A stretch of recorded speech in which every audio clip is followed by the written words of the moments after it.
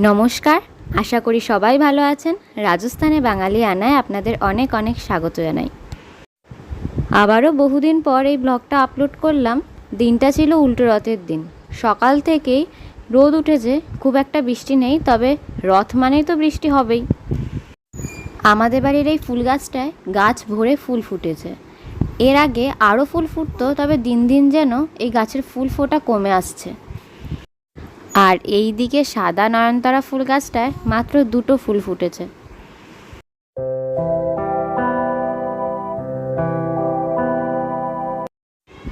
রথ উপলক্ষে আজকে আমাদের দুপুরের খাবার মেনুটা অন্য দিনের তুলনায় আলাদা।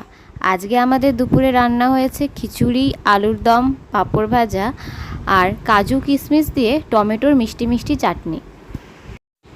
খিচুড়ি, আলুর দম, চাটনিটা অনেকক্ষণ হলো তৈরি হয়ে গেছে, এখনও পাঁপড় ভাজা হয়নি। মা ওইদিকে রান্নাঘরে পাঁপড় ভাজছে, যাতে গরম গরম খেতে পারি খাবারের সাথে। খিচুড়ির সাথে নল পাঁপড়ের থেকে এই অম্বু পাঁপড়টাই বেশি ভালো লাগে, তাই এই পাঁপড়টাই ভাজা হলো।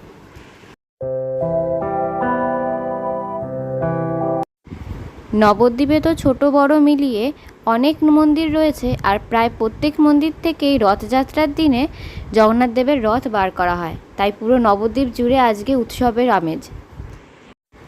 সব রান্নাবান্না কমপ্লিট। মা এখন গুছিয়ে খেতে দিচ্ছে আমাদের খিচুড়ি, আলুর দম, পাঁপড় ভাজা, চাটনি।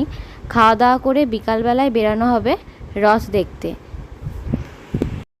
ছোট বড় অনেক রথই বের হয়, তবে সব থেকে বেশি ভালো লাগে বাচ্চাদের রথ নিয়ে যেতে।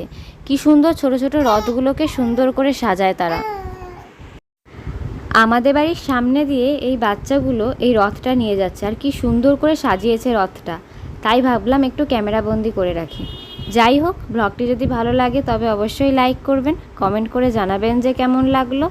আর আমার ব্লগ আরও দেখতে চাইলে অবশ্যই চ্যানেলটি সাবস্ক্রাইব করে পাশে থাকবেন।